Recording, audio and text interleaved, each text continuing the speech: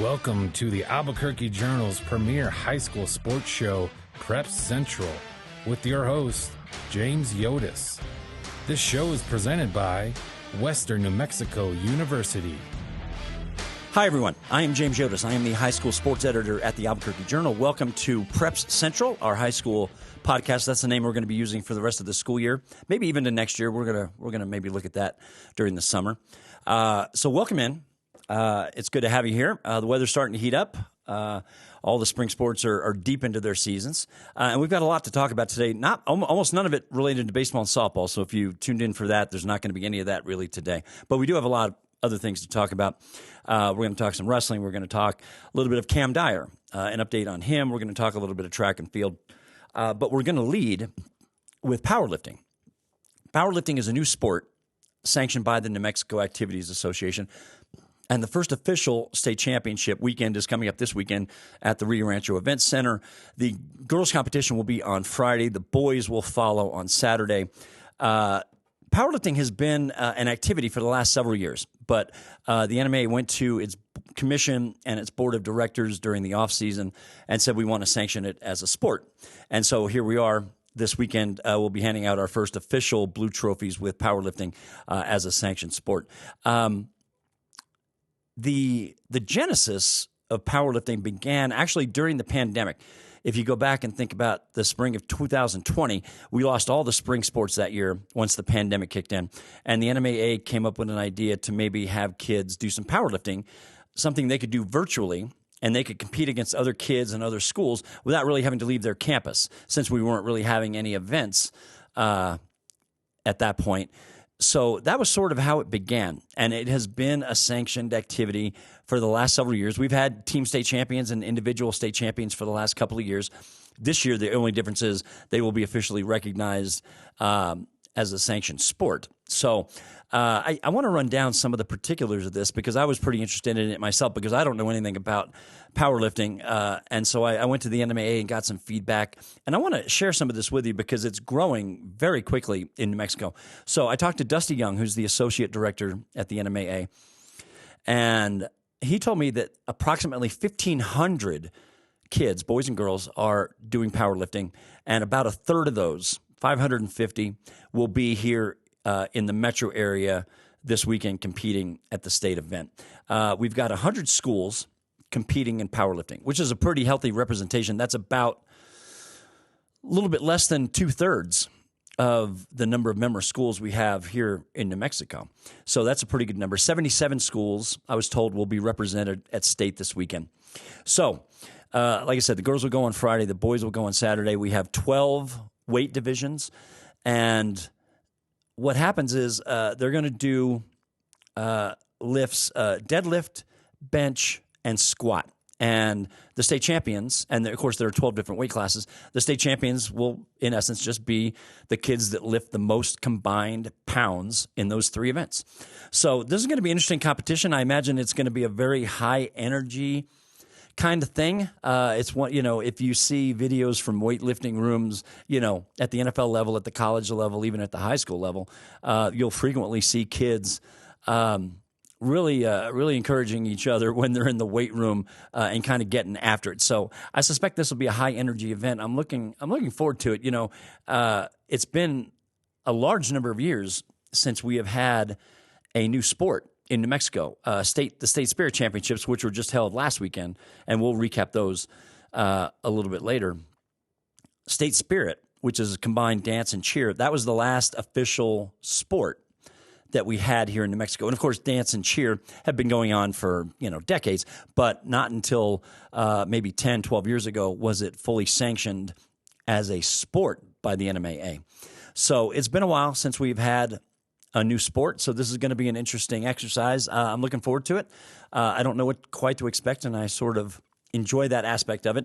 But we're going to see a lot of very strong kids competing this weekend. And a lot of football coaches, I've come to find out, actually also coach powerlifting because so many times, especially for the boys, it's football players who are getting involved, especially at the heavier weights. The football players already are in the weight room heavily in the off season, and so for them this is a natural extension of of getting ready for the upcoming season. Getting in the gym and actually turning it into a competitive thing. So when it comes to powerlifting, I should say also, to get started as a sanctioned sport, you have to have 10% of the membership that's interested in committing to a program or has a program. And that's not a very big number. If you're thinking about New Mexico, that would only be, 15 to 18 schools. But as I said, we're up to 77 schools competing this weekend. So I will be out there on Friday and Saturday covering, and we'll have all the coverage in the Journal. So moving on from powerlifting, I've got some other things I want to talk about. Primarily, Cam Dyer, the La Cueva quarterback. He's also a playmaking guard on the basketball team, and he runs track and field for the Bears as well. I had a story in today's paper, Wednesday, the 10th, that Cameron is going to play football for La Cueva this fall, and then he's out. He's going to graduate early. And, of course, this is significant for a couple of reasons, primarily related to La Cueva's boys basketball team, which is returning a small handful of their best players next season. And I would have said if Cam was coming back to play basketball, this team would have a decent chance to get in Volcano Vista's way of winning a three-peat next March. Cameron is that good. Cam is a playmaking guard. He's 6'4". He moves like he's 5'9". He can get to the basket. He can shoot it. He's a facilitator. So Cam is going to graduate early in December. So that means no Cam Dyer for La Cueva in basketball next season. That's a significant thing. That is a highly significant development on the prep basketball scene. As I said, La Cueva, which is still going to be pretty loaded, really was in position to give Volcano a little bit of a run. And remember, they were leading Volcano at halftime in the state semifinal game last month at the Pit. So La Cueva certainly had the personnel, and still maybe does, to interfere with Volcano in its pursuit of a three-peat next year. We'll see. But Cameron's going to play this upcoming football season. Of course, he was the Gatorade Player of the Year last fall, led La Cueva to the Class 6A state championship game. He played phenomenal football in the playoffs and in the month leading up to the postseason. Cam was just amazing. He developed into a nice passer. That's not his strength, I don't think.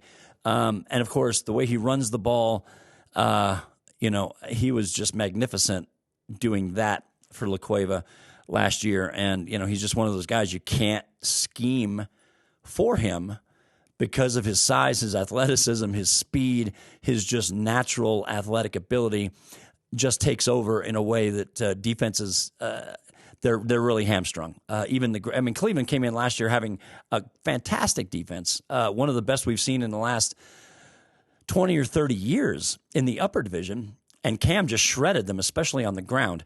So, Cam coming back, La Cueva is certainly going to be the favorite to win state, I think, when we get to August in football. And, Cam is out there working on his passing this summer. It'll be interesting to see how far along he has come when we get to the season. But La Cueva is certainly going to miss him on the basketball court. Now, as far as where Cam is going to go play college football, we don't know that yet. I talked to him the other day, and he said he's likely to make his decision in August. So he's got some official visits lined up this year. The ones that I know of for sure are UNM, Texas Tech, Arizona State, Utah, and UTEP.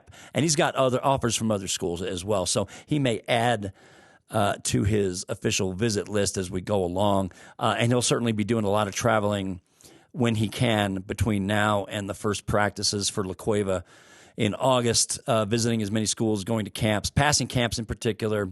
As I said, he has no issue running the ball, but, he really wants to develop as a passer. I'm sure Lobo fans out there, I'm sure, who are constantly disappointed because some of the top blue chip guys bypass the Lobos for other schools. I'm sure they are hopeful that maybe they can secure a verbal commitment from Cam. So I'll be following that in the Journal as we go along. But yeah, as far as basketball goes, this is a big setback for La Cueva. There's no other way to say it. Even with the players they have coming back, losing Cam Dyer changes the landscape a bit in 5A basketball, maybe even more than a bit. You could make an argument that when we get to next fall, Volcano will almost certainly be ranked number 1. And I would not have been surprised to see La Cueva ranked number 2 in the preseason. So we will see how that plays out. And in the meantime, Cam is also involved in track and field. He qualified for, and that's my next subject here, the Maryland Sepulveda Meet of Champions, which is one of my 3 favorite prep events on the entire prep calendar. It's one of my favorite days of the year. It's an all-star meet, and it's going to be coming up this coming Monday, tax day, April 15th, out at the UNM Track Complex. I think field events begin at 3. The track stuff will begin a little after 5 o'clock. Cam qualified in the long jump. He won the Albuquerque Invitational last weekend. He went 22 feet 3 inches, which is a terrific mark for early April to win the Albuquerque Invite. That got him an invitation to the Sepulveda. Cam said he will be competing at UNM on Monday. And if you don't know anything about the Sepulveda meet, it's a fun meet. It brings together top athletes in all classes, and you very rarely get a meet in which kids from Class 1A can compete against kids in Class 5A. Now, more often than not, they're not able to compete. Their marks simply don't match up. Usually this is in the running events where we see the kids from the smaller schools have a bit of success, like the 1 mile or the 2 mile. We've seen that many times over the years. So the Sepulveda meet is coming up on Monday. I heard it's supposed to be windy. I hope that's not the case. It'd be nice to give these kids some good, clear weather. But, so Cam Dyer will be competing there, and he's going to have a chance to win a long jump state championship, certainly when we get to next month at the state meet, which is also at UNM.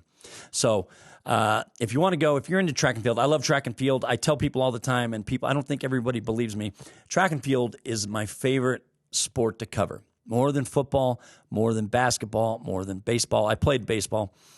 It is my single favorite sport to cover, and I'm always happy to advocate for it because it just presents one of those rare opportunities where you have so many of the state's best athletes, together in one location competing against each other. You don't get that in any other sport, not in swimming or wrestling or football. Sports that have high participation levels.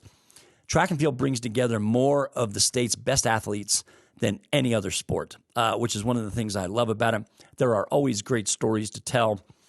I'll give you an example. Mel Macias, who transferred in the offseason from La Cueva to Etrisco Heritage. Mel is one of the state's best softball players.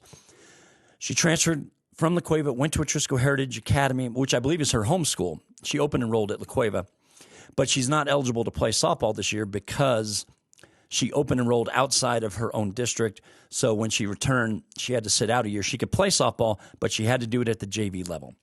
She chose not to do that. She's not playing softball at all, as far as I know, this spring.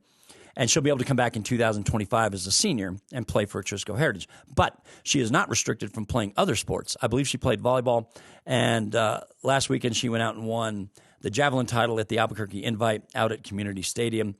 And I love that because she ordinarily would be playing softball, and I'm sure her heart wishes that she were. But if you're talking about a quality of an athlete, which is what I'm getting at, here's a kid who wasn't throwing the javelin for La Cueva, and she goes out to Etrisco and wins one of the big early meets in the season. So that's why I'm always happy to get after track and field. I love watching it. I love watching the kids compete. So, Sepulveda meet coming up on Monday at UNM starting at 3 o'clock. Okay, moving along. We're going to talk some wrestling real quick. There were 4 kids from the 5A state champion, Volcano Vista, who attended the high school nationals in Virginia Beach, Virginia, last weekend, and 4 of them came away with All-American honors. At the nationals, it's kind of an unusual format. Seniors compete against seniors, juniors against juniors, and so on. So there were 4 Volcano Vista kids that came back, finishing in the top 8. That gets you All-American status. Lorenzo Gallegos, Jonathan Romero, Gabriel Cerros, and Akeem Mitchell, all from the Hawks, came back with top 8 finishes at the high school nationals. So congratulations to them for earning All-American status. Volcano, of course, just a couple of months removed from winning state at the Star Center, where I think they became the first team ever in the largest class to have a state placer in all 13 weights. Of course, state wrestling used to be 14.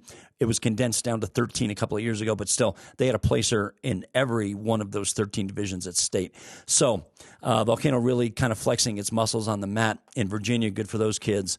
And I believe they're all underclassmen. So they're all going to be back for Volcano next winter. One other thing I wanted to mention, wrestling related, the Dream Team, which is one of my favorite sort of rosters in high school sports.